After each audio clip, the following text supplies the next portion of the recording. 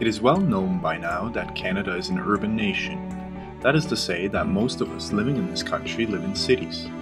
But the numbers, of course, tell us that most of us actually live in the suburbs of large metropolitan areas and the nearby cities and towns. The objective of our Atlas of Suburbanisms is to make publicly available maps, figures, and analysis of Canada's changing cities with an explicit focus on suburbanization. The Atlas aims to document where and how most of us now live.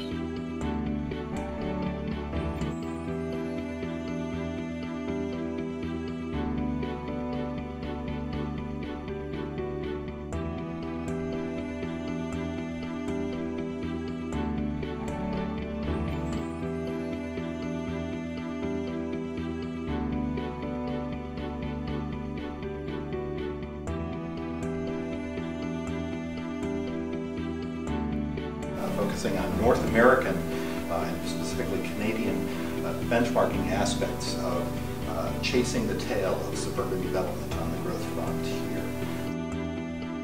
Overall portrait of urbanization and suburbanism, there is a certain degree of stability in the spatial patterns and the built environment, the kind of built environment that is being produced.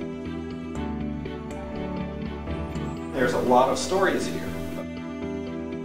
This captures the stream of literature that has dominated urban studies for a number of years about suburbanization, new development, devalorizing other parts of the built environment that were developed in previous years. So there's lots of stories that can be told about this region, but I want to just spend a little bit of time talking about two. So the first thing that I want to draw attention to are these areas in dark blue, conceptualized as inner suburbia. Here we see lots of immigrant households who are living in low-rent, affordable housing apartment buildings, for the most part, in areas of rising poverty rates.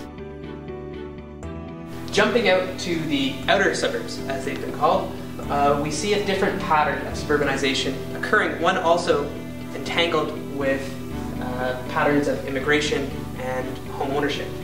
So not only geographically are many of these communities on the fringe, they are also on the fringe in terms of long-term housing mortgages, which, as Alan Watts has recently pointed to, are also the areas of Toronto, just in the outer suburbs, where we see the highest ratios of household debt.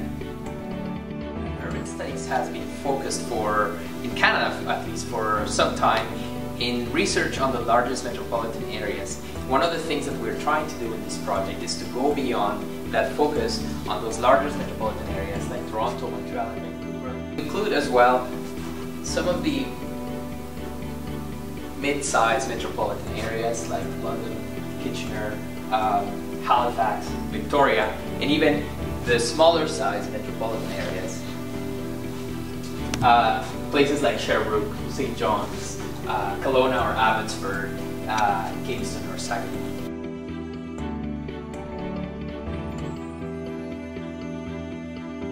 Traditionally, we might often have thought of the suburbs as particular places in opposition to the city. Low densities, single-family houses, and long commutes, often by car. We know, of course, from research and experience that suburbs as places are much more diverse than that.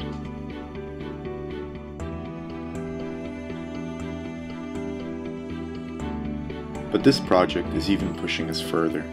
What if we don't think of suburbs just as specific places, but think of suburbanisms as ways of living that can occur both in urban and suburban places?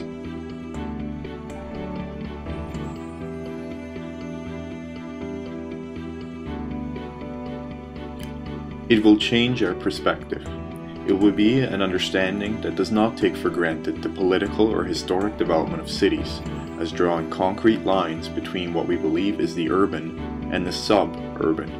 It will be an understanding of suburbs and suburbanisms that is richer and more diverse. This project is, of course, only one modest step of helping us move towards such an understanding.